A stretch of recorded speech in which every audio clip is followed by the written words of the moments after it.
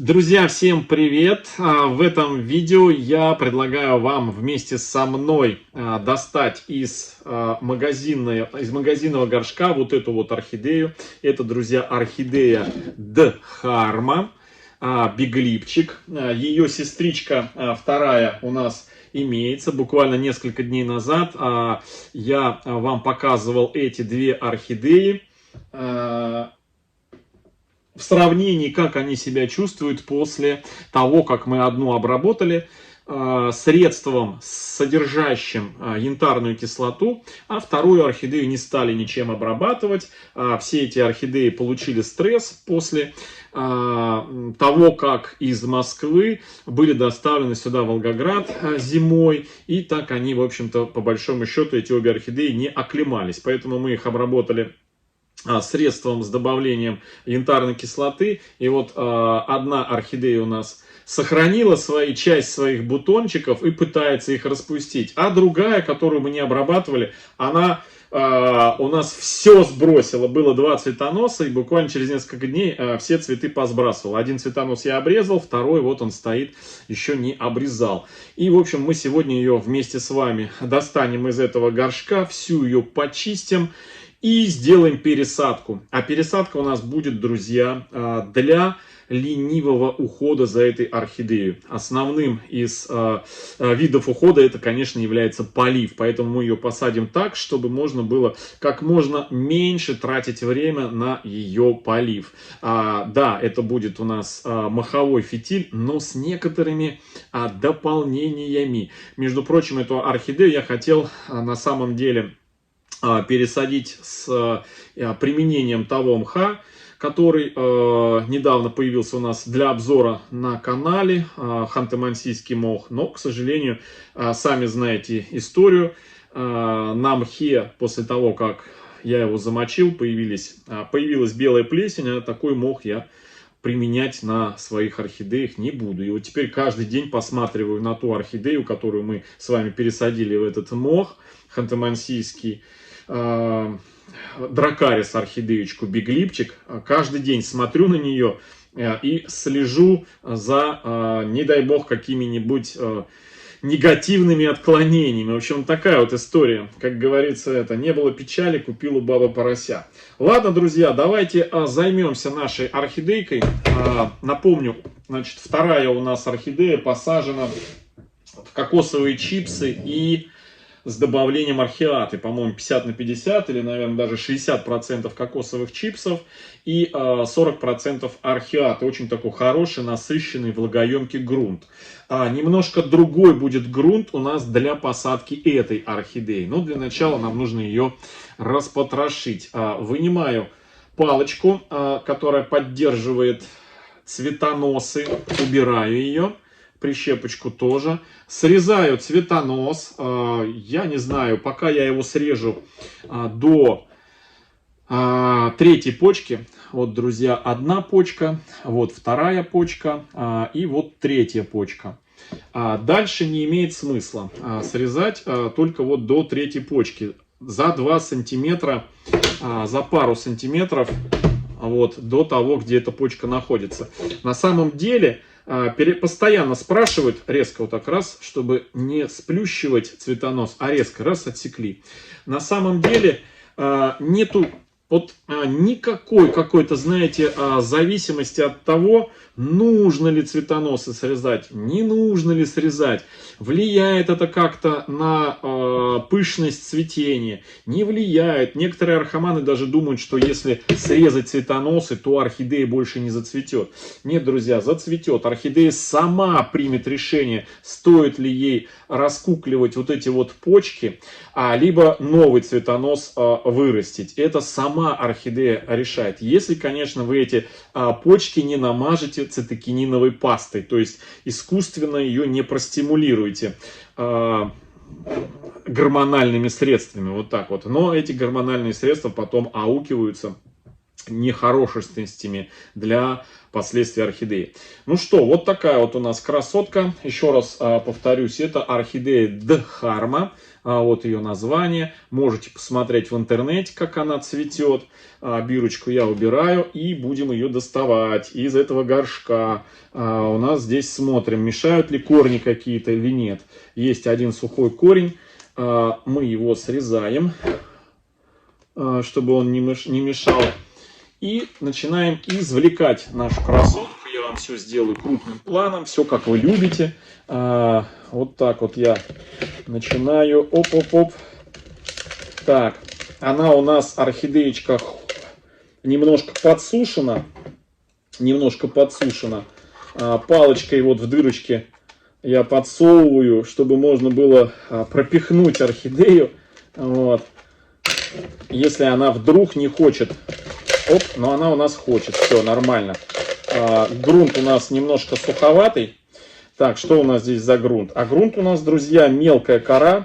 Если вы обратите внимание, мелкая кора и с добавлением прям чуть-чуть кокосовых чипсов. Вот, я сейчас его прям вот так вот стряхну. Смотрите. Оп.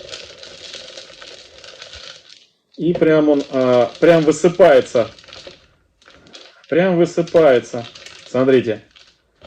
Прям все высыпалось. Вот. Так. Запах нюхаю. Ой, ну ничего, вроде хороший запах. Лесной такой. Нету какого-то противного. Так, ну что. Показываю вам, что у нас остался один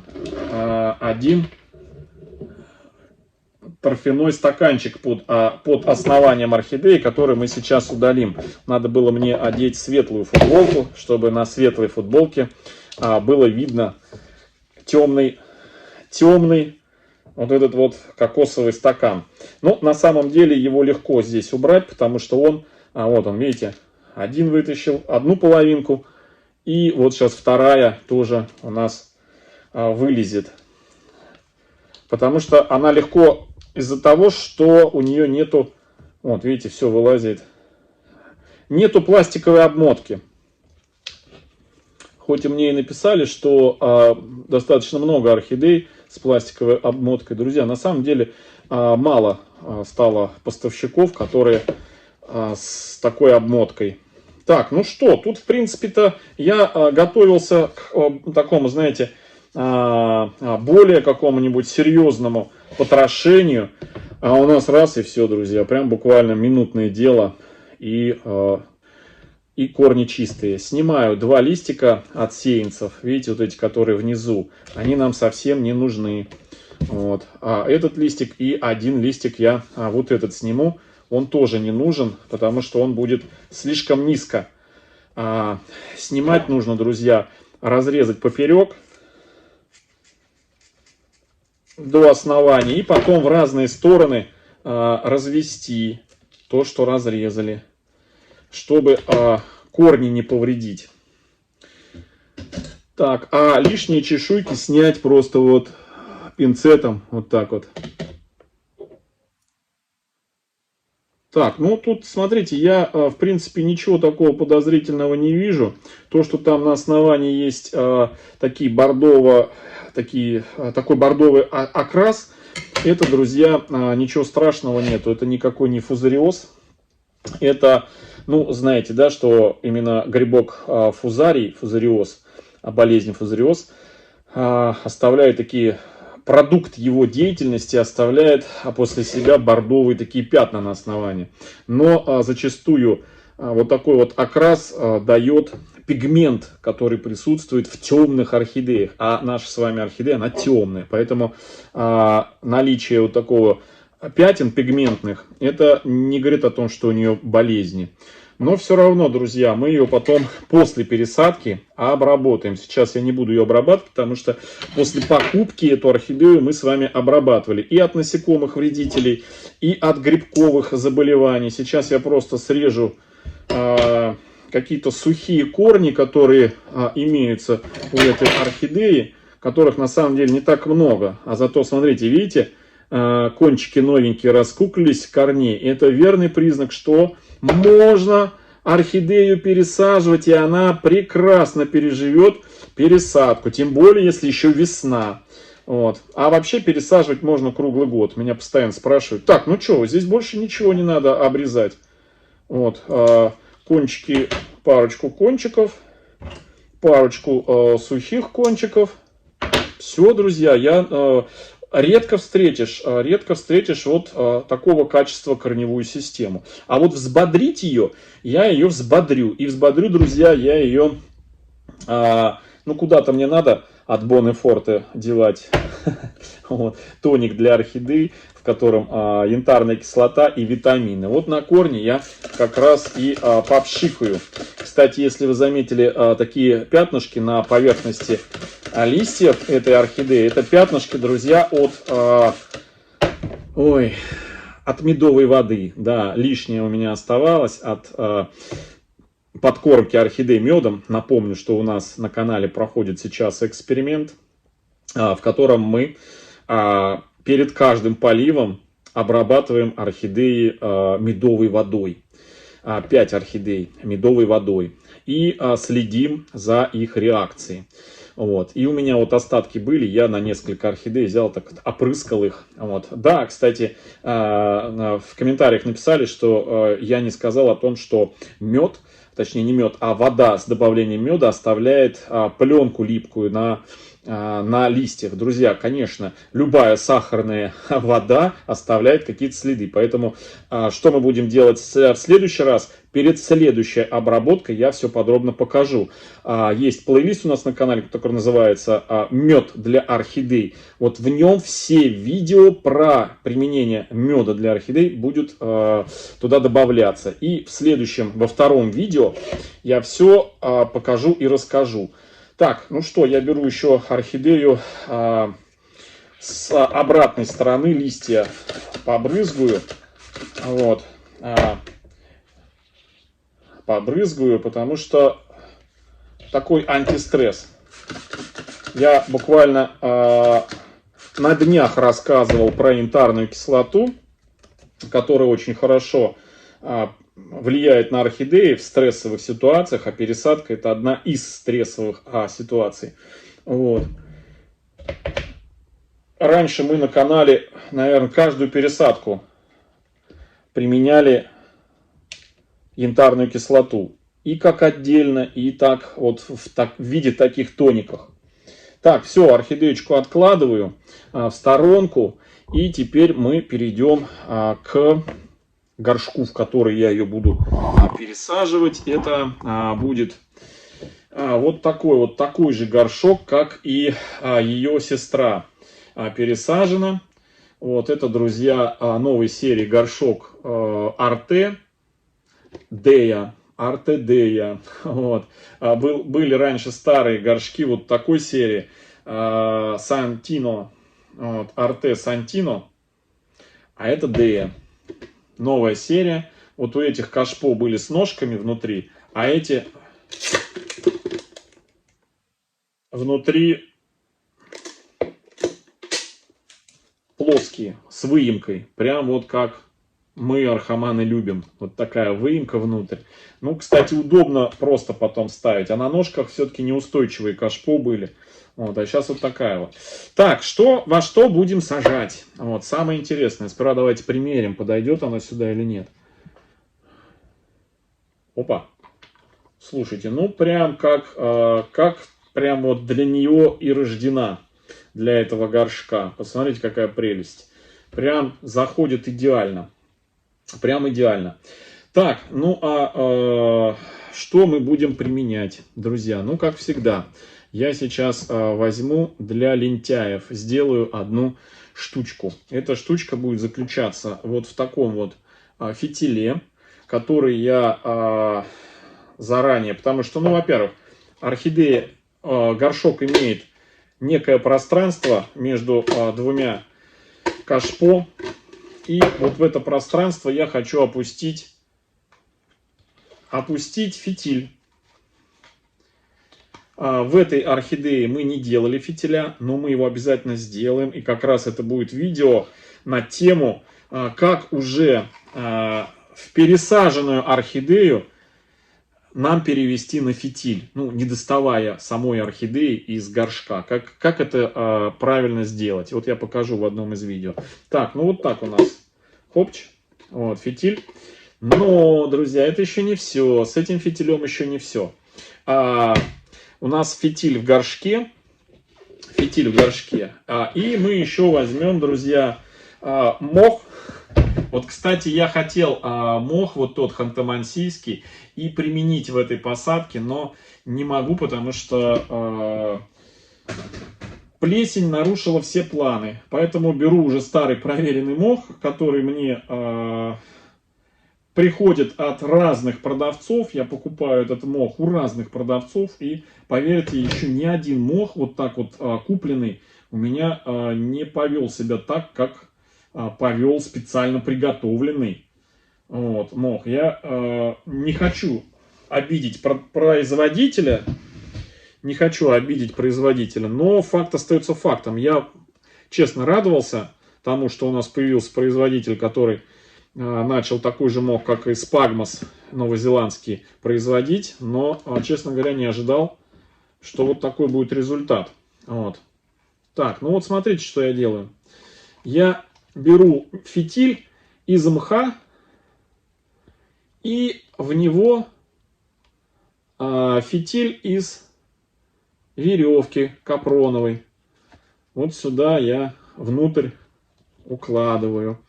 То есть, понимаете, весь смысл вот этого действия. Вот.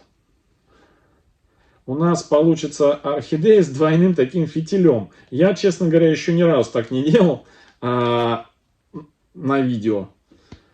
И вот сегодня мы с вами попробуем вот такую посадку, насколько она будет у нас эффективна. Задумка в чем? Задумка в том, что чтобы у нас был двойной такой, знаете, двойная возможность и это кашпо ставить в двойном горшке, чтобы отсюда набирало воду, да, чтобы был большой объем, когда в отпуск уехал, налил сюда воды, и она потихоньку поднимает. И просто можно поставить эту орхидею в поддончик в какой-то, в блюдечко, и в него наливать чуть-чуть, чтобы вот мох сюда подымал. То есть вот задумка вот именно вот такая вот. Так, ну что, вот так у нас это получилось. Теперь мы сюда поместим нашу с вами орхидею. Про грунт я не сказал. В какой грунт будем сажать? Ну, про грунт я сейчас расскажу. Вот. Вот так вот мы нашу орхидею сюда подсовываем, чтобы она у нас, опа, поместилась. Ну, вот так, наверное, да? Корни кругом, кольцами, и одна из колец сторон упирается с другой стороны в мох. В мох упирается и, соответственно, не дает поглубже посадить. Поэтому палочкой все это дело аккуратненько мы поправляем. Но только так, чтобы не повредить корни. О, все. Удалось нам ее поглубже посадить? Удалось, друзья. А самое главное, чтобы не повредить ей молоденькие вот эти вот росточки. Так, ну вот так. А теперь, друзья, мы берем... Что беру я? Сейчас покажу. Во что буду сажать, друзья. А сажать буду я ее... Так, она у нас не держится, да? Хочет завалиться. Так, чтобы не завалилось, я сейчас палочку ставлю, чтобы она облокачивалась на палочку. Вот, вот так вот. О. Так, значит, какой грунт? Грунт будет у меня для этой посадки какой? Вот такая вот кора, наверное, не мельче средней фракции, то есть она такая, знаете, мелкая. мелкая кора. Ну, не совсем мелкая, попадаются и вот такие кусочки, и вот такие вот.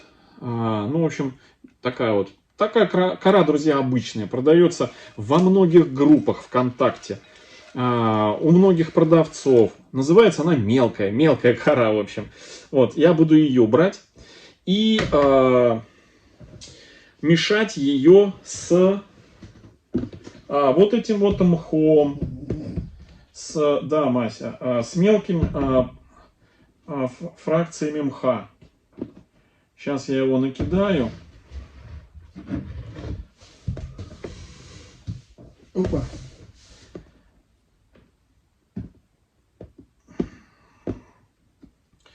Хорошо добавлять после посадок, знаете, остаются какие-нибудь ошметки, обрывки мха. Вот я вам показываю, что он у меня сырой. И есть сушеный отдельно у меня лежит, сухой. Для долгого хранения совсем прям. Есть и сухой, специально я его сушил. Разложил на такие жгутики, вот, брикетики, засушил, и у меня они лежат. Так, мох этот я измельчаю, вот так, режу его.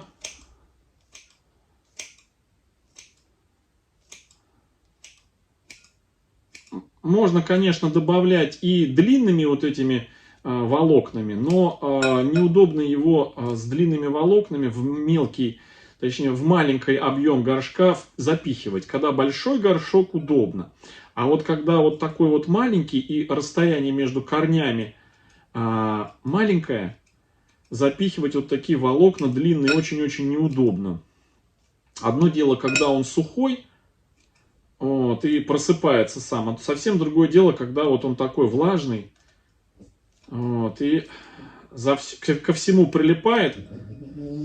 Да, Мася, да. Вот. Ко всему прилипает и трудно пропихивается. Ну, вот так вот я его. То есть, вот такое примерно количество я сейчас, может быть, даже меньше, я добавлю, наверное, меньше. Начнем с поменьше. Сейчас я половину уберу. Пока. Вот, сюда теперь добавляю мелкую кору. Часть немножко наброшу сейчас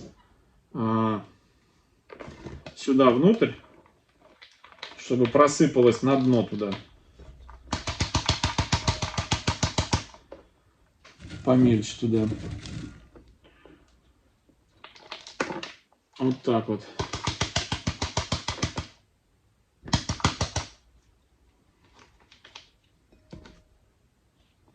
Все остальное вот начинаю мешать вот с этим вот мхом.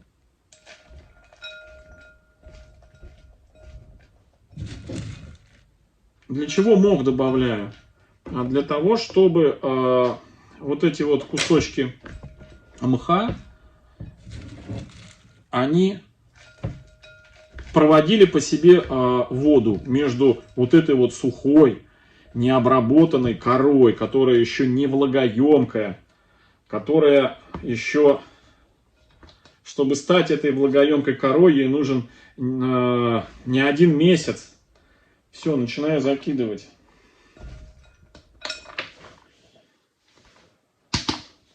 Сейчас я все покажу.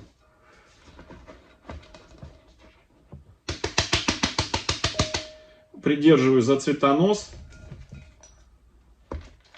И вот так вот подтрамбовываю. И эту, значит, грунт туда между корнями запихиваю под саму орхидею, внутрь туда.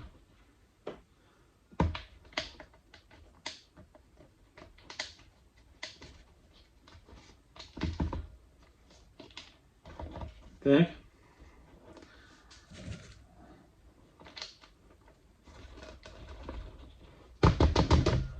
Вот так вот. Совсем больших пазух не надо оставлять, прям совсем больших, чтобы корни не пересыхали. пазухи там, ну, на сантиметр на сантиметр, ну, 1,5 максимум сантиметра можно, но не более. Больше пазухи пойдут для корней, которые выросли воздушные. Вот для них. Так, добавляю еще мох. Вот для них такие большие пазухи будут хорошо. Но у нас орхидея была в мелкой коре, в более-менее такой влагоемкой, с добавлением некоторого количества кокосовых чипсов. Поэтому ей нужно поплотнее грунт. Так. Под основание кору засовываю, чтобы не было у нас там совсем пустого пространства. Вот так.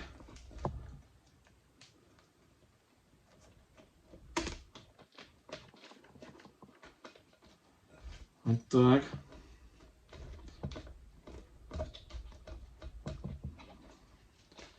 Ну вот. Весь мох ушел. А сверху я весь открытый мох сверху, сейчас покажу, я прикрою кусочками коры. Вот здесь вот. Это для того, чтобы мох вот этот, он не зацветал, ну не темнел, не портился. Просто вот слой возьму коры, вот так присыплю. Вот.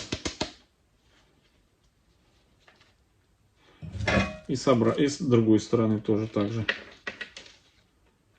Все, в любом случае корни все, которые у нас от основания, они у нас под этими кусочками чистой коры и над мхом, который мы ее посадили.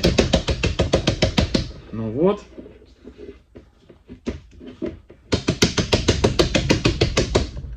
Вот так. Все, друзья. Вставляю бирочку.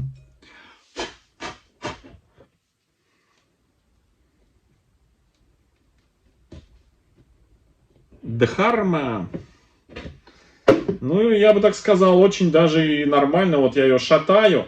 Такая крупненькая у нее крона. И она плотно сидит, друзья.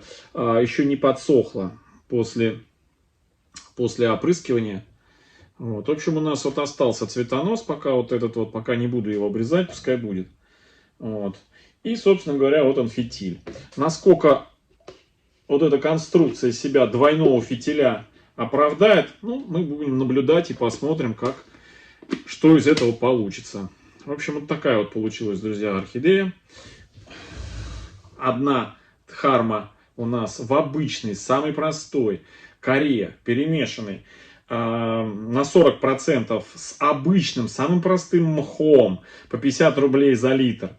И вторая у нас в кокосовых чипсах и в архиате. Вот такие вот две орхидеи дхармы, два биглипчика в разных посадках. Ну, посмотрим, насколько кому из этих орхидей какая посадка больше понравится. В общем, друзья, всем хорошего настроения, всем добра, здоровья. До встречи в следующем видео. Всем пока-пока.